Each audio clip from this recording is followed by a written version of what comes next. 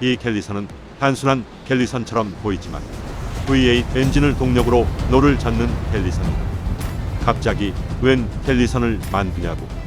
갤리선 하면 로마고, 로마 하면 조선 아니겠는가.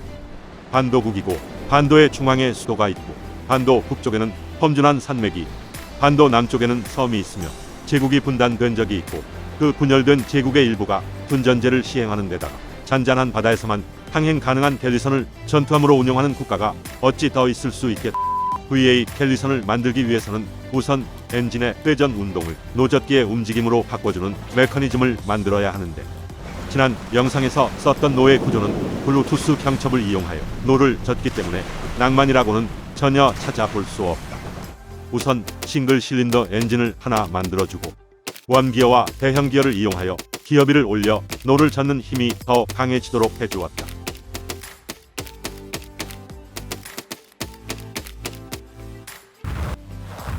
기술 실증용으로 한번 만들어보니 엔진의 출력이 부족하다는 점을 깨달았다. 노를 젓는 구조는 이대로 가되 엔진은 싱글 실린더가 아닌 V8 엔진을 쓰도록 하자.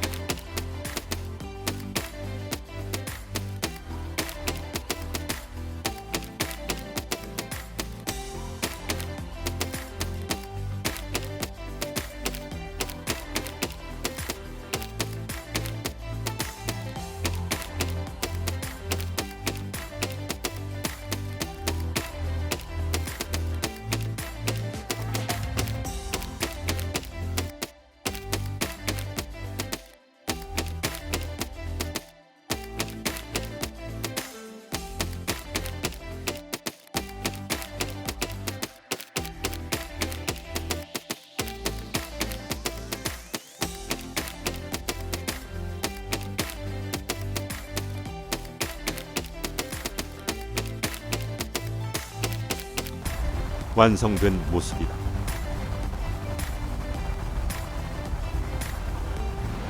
톱니바퀴 주변을 감싸고 있는 외장을 벗겨내면 스팀펑크 갤리선이 된다.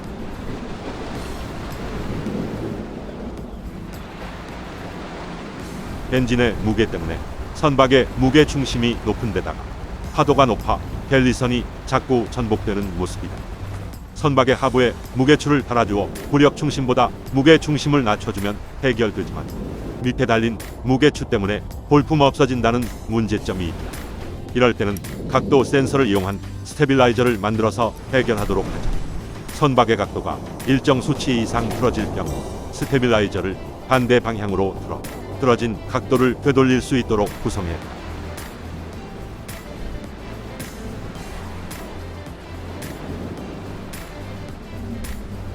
스테빌라이저의 수가 많아 거의 전복된 상태도 복원이 가능하다.